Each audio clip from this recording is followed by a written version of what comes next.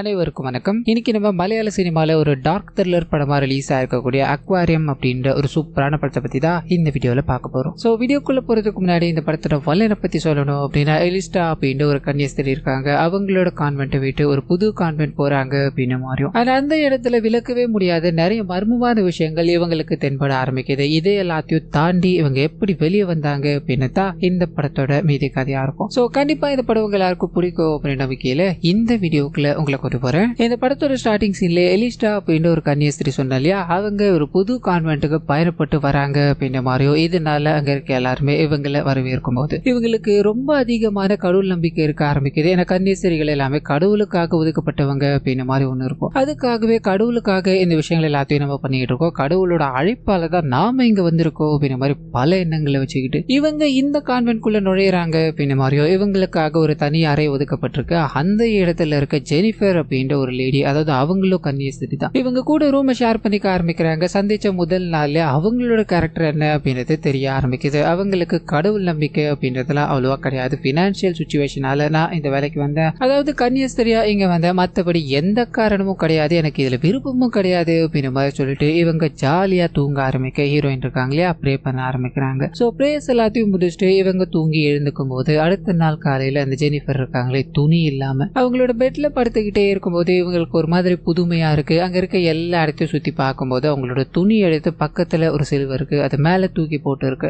இவங்க அதை எடுத்து ஓரமா வச்சுட்டு அங்க இருந்து பயணிக்க ஆரம்பிக்கிறாங்க. அங்க இருக்க எல்லா கன்னியஸ்திரிகளும் அங்க இருக்கிற இடங்களை கிளீன் பண்ணிக்கிட்டே இருக்கும்போது இவங்க ஒரு சின்ன சிலுவை மாதிரி இருக்கு, அதாவது கடவுளா வழிபட்டுக்கிட்டு இருக்காங்க. அதை தொடச்சிக்கிட்டே இருக்கும்போது இவங்களுக்கு எட்டலை அப்படின்னாலும் அதை கஷ்டப்பட்டு தொடச்சிக்கிட்டே இருக்க அங்க இருக்க எல்லாருமே சிரிக்கிறாங்க. நீங்க ஒரு பாதுகாவலர் அப்படின்ற மாதிரி ஒரு லேடி இருப்பாங்க இல்லையா, அவங்க ஹீரோயினை வந்து சந்திக்கிறாங்க அப்படின்ற மாதிரியோ, அது மூலமா ஹீரோயினுக்கு இந்த சிலுவைகள் எல்லாத்தையும் வரையறதுல, அதாவது உருவாக்குறதுல ஆர்வம் இருக்கு அப்படின்னு மாதிரியும், இந்த கோயிலுக்காக நீ ஒன்றத்தை உருவாக்கி தரணும், இது உன்னால பண்ணி தர முடியுமான்னு கேட்க இவங்க இதை ஏத்துக்கிறாங்க. அந்த வேலைகள் ஈடுபட்டுக்கிட்டே இருக்கும்போது அதே சமயத்துல சர்ச்சில் நிறைய குழந்தைகள் இங்க கன்னியஸ்திரிகளா சேரணும் அப்படின்றதுக்காக ஒரு ஃபாதர் முன்னாடி நின்றுகிட்டே இருக்கும்போது அவங்க எல்லா சடங்குகளையும் செஞ்சு முடிச்சு ஃபாதர் ஒருத்தரையா வழி அனுப்புறாரு அப்படின்றத காமிச்சு, இன்னொரு பக்கத்துல ஹீரோயினோட ரூம் ஷேர் பண்ணிட்டு இருக்காங்களா ஜெனி, அவங்க ஒரு நாய் கூண்டில் அடைக்கப்பட்டிருக்கு, அதை பார்த்து ரசிச்சுக்கிட்டு இருக்காங்க அப்படின்னு மாதிரியோ, இதே மாதிரிதான் நம்மளும் இங்க அடைஞ்சிருக்கோம். இந்த நாய்க்கு எவ்வளவு எமோஷன்ஸ் இருக்கோ அதே மாதிரி தானே நம்மளுக்கு இருக்கும் அப்படின்னு மாதிரி ஹீரோயினை பார்த்து பேசிக்கிட்டே இருக்கும்போது அவங்களுக்கு இது ஒண்ணுமே புரியல. இவங்க இங்க பிடிச்சி மட்டும்தான் இருக்காங்க இல்லையா,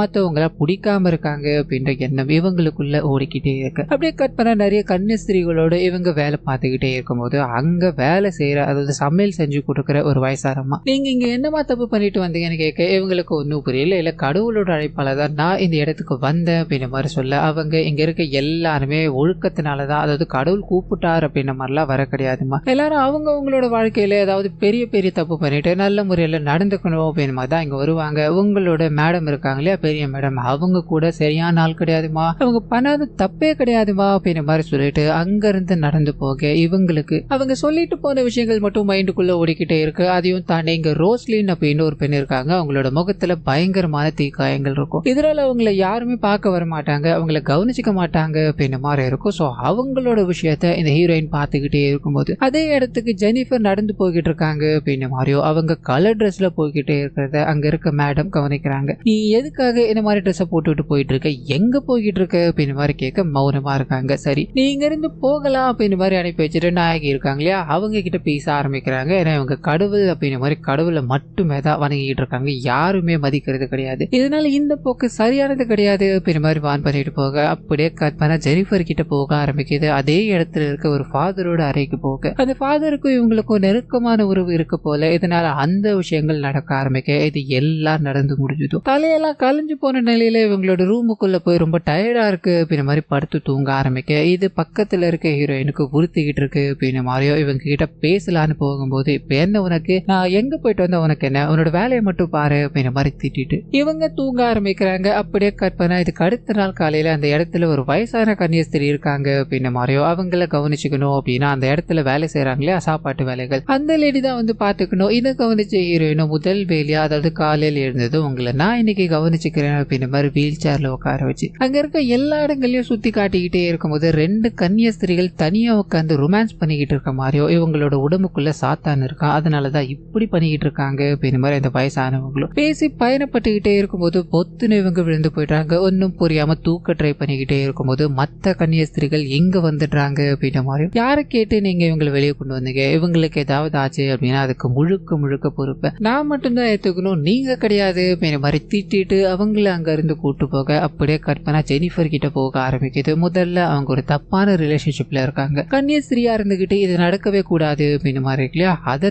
தாண்டி இன்னும் பல விஷயங்களை பண்ண ஆரம்பிக்கிறாங்க. முதல் விஷயம், கண்ணாடியில இவங்களோட உடலை பார்த்து இவங்க அழக ரசிச்சுக்கிட்டு இருக்காங்க அப்படின்ற மாதிரியோ கலர் கலர் ஆடைகள் எல்லாத்தையும் அடைஞ்சுக்கிட்டு இருக்காங்க. இதே எல்லாத்தையும் பார்த்த நாயகிக்கு இங்க பாவம் நடந்துகிட்டு இருக்கு, அந்த பாவத்துக்கு நம்ம துணை போய்கிட்டு இருக்கோம் அப்படின்னு எண்ணங்கள் தோண ஆரம்பிக்குது. கடவுளோட முன்னாடி உட்காந்து சாட்டையால தண்ணி அடிச்சுக்கிட்டு நான் பண்ண பாவங்கள் எல்லாத்துக்கும் மன்னிப்பு வேணும் அப்படின்ற மாதிரி கேட்டுக்கிட்டே இருக்க அந்த சமயத்துலதான் இவங்களோட மேடம் அங்க வராங்க அப்படின்ற மாதிரியோ என்ன பண்ணிக்கிட்டு இருக்க நீ, முதல்ல இங்கிருந்து எழுந்து போன்னு சொல்லி இதுக்கு அடுத்த நாள் காலையிலே ஒரு டாக்டரை கொண்டு வராங்க. அவர் ஃபுல்லா செக் பண்ணி பார்த்துட்டு அவங்க நார்மலா தான் இருக்காங்க. சொல்ல போனா அவங்க மட்டும்தான் இங்க தூய்மையாவும் நேர்மையாவும் இருக்காங்க, இவங்களை எக்காரணத்து கொண்டோ இங்க இருந்து அனுப்பக்கூடாது அப்படின்ற மாதிரி நிறைய விஷயங்களை பேசிட்டு போக ஆரம்பிக்க இவங்களுக்குள்ள ஒரு சந்தோஷம் தானே இயேசுவோட மனைவியா பாவிக்க ஆரம்பிக்கிறாங்க. அந்த சமயத்துல தான் ஷிபு அப்படின்ற ஒரு கேரக்டர் உள்ள வர ஆரம்பிக்கிறார். அவரு ஒரு பாதிரியார் தான். இவங்களோட குணங்கள் எல்லாத்தையும் பார்த்து அவங்களோட கொள்கைகள் அவங்க கடவுளை எவ்வளவு அர்ப்பணிப்பா பார்த்துக்கிட்டு இருக்காங்க அப்படி எல்லாத்தையும் பார்த்து பிடிச்சு போக இன்னும் நிறைய விஷயங்களை பேசிக்கிட்டே இருக்காரு. இன்னொரு பக்கத்துல இவங்க கடவுளை தன்னோட கணவரா பாவிக்க ஆரம்பிச்சிட்டாங்க இல்லையா. இதனால கடவுள் இவங்களோட கண்களுக்கு தெரிய ஆரம்பிக்கிறாரு. சுத்தி இருக்க எல்லாருமே சாத்தானோட பிடியில இருந்தாலும் இவங்களுக்கு கடவுள் தெரிஞ்சுக்கிட்டு இருக்காரு. இதனால இவங்க ரொம்ப சந்தோஷப்பட்டுக்கிட்டு இருக்காங்க. அது அப்படியே கற்பனை ஜெனிஃபர் கிட்ட போக ஆரம்பிக்குது. அங்க இருக்க பாதிரியார் கூட இவங்க தொடர்புல இருக்காங்க, அதாவது ஒரு ரகசிய உறவுல இருக்காங்க